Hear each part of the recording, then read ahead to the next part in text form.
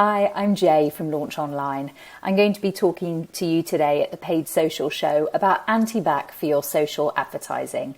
Let's talk data hygiene. Come on then, let's get those wipes out. I'm from Launch Online and we're a multi-award-winning paid media agency of 14 experts working for ambitious advertisers to make their online ads work harder. One of the things I'm most passionate about is about helping businesses of all shapes and sizes achieve their goals through digital marketing. I try and make it accessible and give actionable tips to help you succeed. I've chosen to talk to you today about data because we see examples every day of even huge household brand names with inaccurate tracking or poor quality data, which makes it very, very difficult to get everything else right. So today we're going to address the issues, go back to some of the basic marketing strategy principles, and then put together an action plan to move forward. If you listen to Claire's talk, and I really recommend that you do, you'll know that the challenge that digital marketers face with collecting data now through cookies. Data privacy is at the top of the agenda, and the reality of this is a cookieless future, and it's now within plain sight. I watched talks on this at conferences probably 5 years ago, so this isn't something new, but a combination of companies' legal obligation to gain consent before collecting data, and also changes with the tech giants like Facebook and Google and Apple, and the way that we deal with first-party and third-party cookies mean that we as paid media advertisers need to adapt so we don't get left behind. Please do go back and watch Claire's talk from today as she covers this in really good detail and sets the scene and gives a summary of where we are now. I don't know if you've seen this episode of South Park, but I do feel like online advertising has become a bit like this. Ads that relentlessly stalk you across the internet, trying to get you to buy things that you don't want or have already bought. Those shoes that weren't in your size but now are on your Facebook feed, Pinterest feed, Instagram stories and Twitter. This is mainly done through first-party and third-party cookies, a technology which is actually 25 years old and which is perhaps why over 27% of people, certainly in the US, use ad blockers. That actually rises to almost 50% of 16 to 24-year-olds. That stat is from the US, but it is on the increase. You probably have noticed in the last few weeks, especially if you're an iPhone user, that your phone is asking whether you want to allow an app to use that you are using to track you. The opt-in rates for this are super low, so no questions, cookies are depleting. Digital marketing and advertising has had a golden era. It's been measurable, showing a clear return on investment, helping marketing teams make strategic decisions through that data. It became assumed that all purchases could be tracked, and offline marketing, which was always less measurable, started to lose budget in favour of digital. I actually believe that digital marketeers have become a bit lazy because of this. And some brands have been guilty of capturing too much data. Cookies for the sake of cookies, sending too many emails, keeping cookies live for too long, serving poor quality and irrelevant advertising, offers that have expired, products which are out of stock.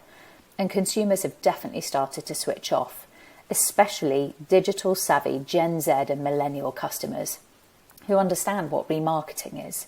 So yes, the legality has changed. The tech is moving on, and a cookieless or certainly a cookie fewer future is here. But the reality is that consumers are demanding more from brands, and they do deserve more. I read an interesting article in Vogue Business News. Who knew that was a thing? It was all about engaging Gen Z shoppers who are looking to escape the algorithm and their social bubble. I'll pop a link to it on my Twitter. They are fed up of being sold to and broadcast at, and they want to discover new things that aren't mass market, to find things that don't talk at them, but rather have a story, a purpose, something to believe in, evoke emotion, and speak to them as an individual. This was framed as a pushback from offline online to in-person retail experience, a place where cookies aren't chasing them down the high street and they can have a meaningful experience. It's something to be really aware of, this drive to have both a physical and online experience seamlessly. So our challenge as digital marketeers is to stop relying on mass cookies or hyper-targeting of really obvious ROI data and instead go back to the basics in marketing strategy. We shouldn't be creating 50 Facebook audiences of people based on their eye colour or what brand of nail varnish they buy, whether they look like they're gluten-free. Instead, we need to focus on our brand story, engaging creatives, why people should buy into our brand, and making sure we're standing out from the noise. This has never been truer than in Facebook and Instagram ads right now. Now we have moved to spending 70% of our time on creative, 20% on data accuracy from conversion tracking and micro conversions, and 10% on targeting. Broad audiences work if you give quality data and your creative is great. Those spending money on paid media, especially on Facebook, will already be collecting less cookies, even if you don't know about it. And that's thanks to the iOS 14 update and iOS 14.5. Over the last few weeks, you'll already know less about your customers, their purchases, where they've found you. For some, it might even look like your ads have stopped working. But the reality is that the data is just being limited, and actually it was overinflated before. It was claiming credit for conversions it probably hadn't influenced. But that doesn't mean you can't understand your customers more. You do need to work harder for it though. From now on, we should be engaging with our customers and asking them more questions, perhaps using our social communities. What product innovations would they like? What other brands do they shop from? Whether they value personalisation. Cookies are not completely dead. With consent, you can collect first-party data, but do this responsibly, offering value in exchange and a more personalised browsing experience. So we understand that we won't have as much visibility and we can't rely on analytics data telling us all about our customers, and that is a challenge for tailored or personalised marketing and for measurement. But here is the next challenge, and this to me is far more serious. Social advertising, and in fact all online advertising, Google, Microsoft, have been moving to smart bidding, AI-driven campaigns for a while, using machine learning to work out who is most likely to engage, buy, watch and click. Whether you are using smart shopping in Google Ads, conversion campaigns in Facebook and Instagram, or TrueView for action ads in YouTube, all of those leverage data and cookies to auto-optimize better than a human could ever do. However, what happens if that data is then depleted or removed? Those campaigns which have gone through learning and which were working beautifully well will stop working. Measurement will be affected, so both you and the machine driving your advertising strategy won't know what's working either. Now this is serious, as performance will decrease and the bottom line will get hit. Panic! So we can't see everyone who's browsing, buying, where they've come from or what they're doing, and we can't target them now based on which their favourite episode of Friends is. But now our ads have stopped working. It's time to go back to basics. Going back to your marketing strategy and focusing on those key principles of marketing is important. Firstly, understand your customer. Not based on what Facebook thinks they are, but actually properly understand your customer. Their motivation for buying, their wants, needs, desires, problems, which part of the buying process they find difficult, how they want to receive their packages. This will help to engage with them, to produce products that they want or need, and to evoke emotion and brand loyalty with your creative ad messaging or web user experience. Secondly, don't forget about the value exchange. Deliver content and advertising which is valuable to them. I mean, when was actually the last time, hand on heart, you thought, wow, that ad, that knocks it out the park? Your customer is thinking, what's in it for me? Make sure something is. If you do want their data, then what will they get in return? A clickbait ad, a crappy PDF download? Respect your customer, earn their trust. They might not blindly click on ads now, but those who trust your brand will shout from the rooftops about you. Consumers value authenticity, which is why you can see so many big brands using user-generated content and rough-cut videos to talk to their customers. Don't forget the full funnel and cover your marketing and advertising all the way through it, that hierarchical journey of a customer from attention, awareness, to interest, consideration, to desire and action. Make sure your marketing covers all the way through that journey, rather than relying just on conversion campaigns, remarketing campaigns, which look like they smashed out the park. For example, in Facebook, Pinterest, TikTok, make sure you're prospecting for new customers. Have your social media offer value, be conversational, communicative, rather than just wait for those who are in the action phase, as this will limit your success. The key is recognizing which platforms, channels, and campaign types are the best fit for the different stages of this sales cycle. Even more importantly, aligning them to conversion actions which are appropriate to that stage. So PDF downloads, e-news signups, time on site, views of a key page. You have to feed this information through to the machine so it can learn and find more customers without you needing to do this manually with targeting. Keep front of mind what your end goal is, what you're wanting to achieve, and actually align markings to those steps that people take to get to this goal. If you are selling a £400,000 holiday home, it's hardly going to be one click, one purchase. So create goals for each stage of this journey. So here are the 5 points for you to action. 1. Be compliant. Whether you use a cookie banner tool like OneTrust or Cookie Pro, you need to get your website visitors to opt in if you are using cookies. What is crucial is that you speak to the web developer before you just fling up a banner. Doing this in an organized fashion will lead you to being compliant with the smallest data loss possible. No question, the customer experience isn't great. No one loves a cookie banner. But make yours the best it can be. Easy to click and choose your options and be transparent so users really understand what you're asking them to do. OneTrust enables you to customize the look and also have visibility on how many people are opting out so you can understand your data loss. Right now, there are websites throwing up cookie banners and we're getting the same disasters of GDPR.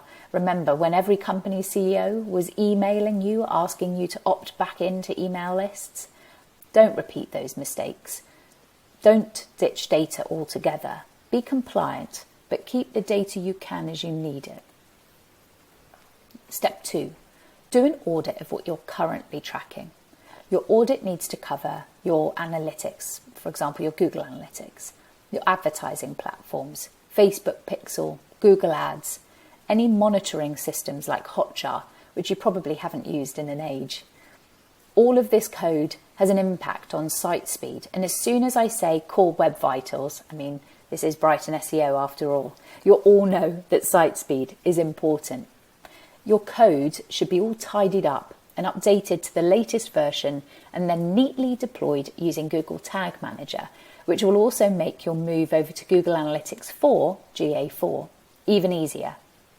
I'll make this point again in a moment, but really take this opportunity to understand what data that you are collecting, but also what data you could be compliantly collecting in perhaps return for a value exchange, rather than just auditing what you've already got.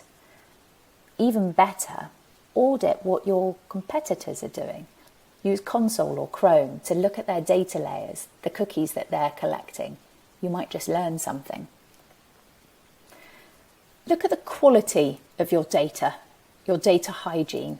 Indicators for that should be bounce rate. If it's super low, this is a sign that Google Analytics is probably deployed twice on the website, which is the single most common thing we see.